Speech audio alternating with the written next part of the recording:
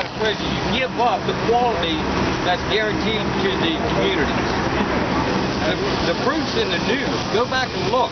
You've had 2 escapes. One out of Mansfield, one out of Allen Correctional Institution. You've had 3 suicides. They've created management staff in all these areas and these regional structures, and yet we're getting cut staff. Now they're talking about changing the programming on how the offenders are going to be treated. We believe in programming. We're not saying they shouldn't be programmed, but you have to stop it at a certain point, because whenever you start closing down segregation units, that puts our staff in danger.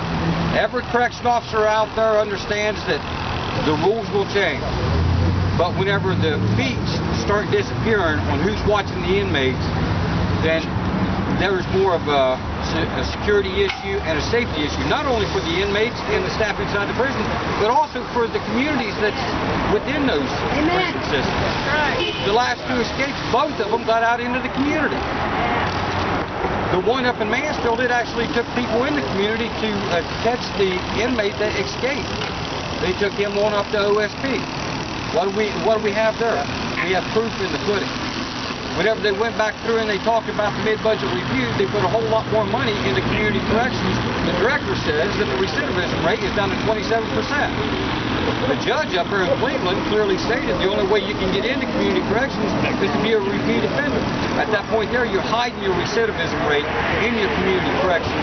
Whenever your population is up over 50,000, this population is higher than it's been in years, and now we're saying that recidivism is down. That can't be further from the truth.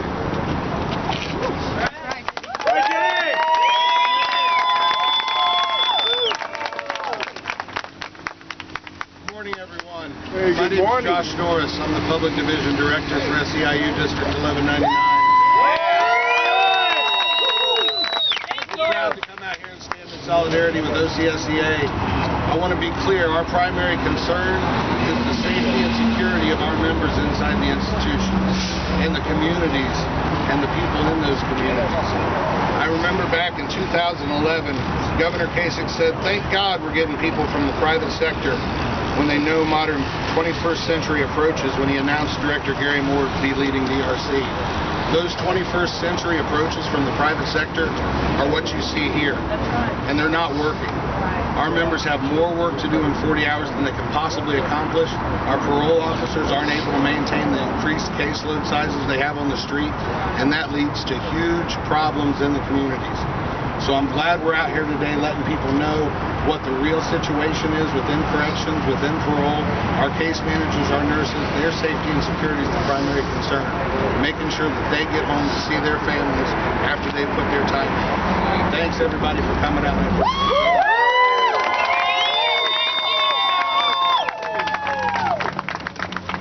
I am State Senator Mike Skindle. I represent the greater Cleveland area. I want to say that as a Northeast Ohio resident and legislator, we were shocked to hear that a infamous individual who committed an atrocious crime in Northeast Ohio had the ability to escape a Ohio correctional institution. And when I learned that it was because of the lack of staffing in large part, it was even greater shock for Northeast Ohio residents. In May, I worked with OCSEA and brought forward a series of amendments to try to correct the staffing issues at our correctional institutions.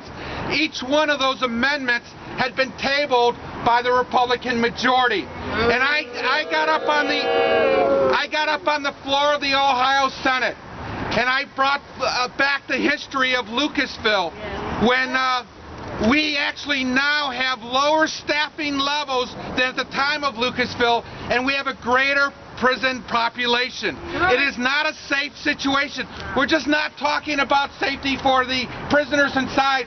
We're talking about the men and women, the employees that provide the services in our prisons, and the correction officers.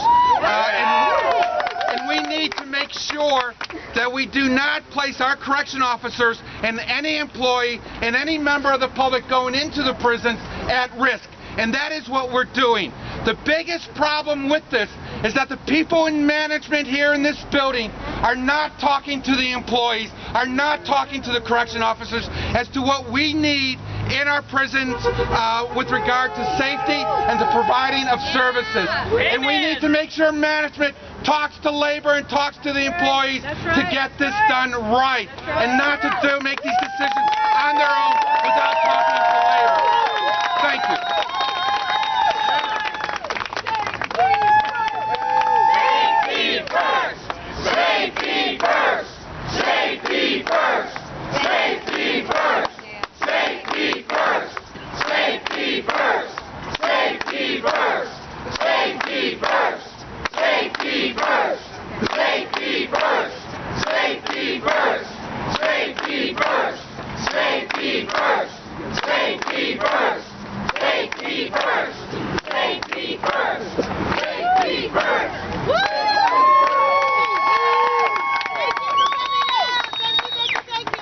Are there any questions for members of the press? Good. Thank you. Before we break off back into the picket, can we take a moment of silence for all those that have fallen over the years?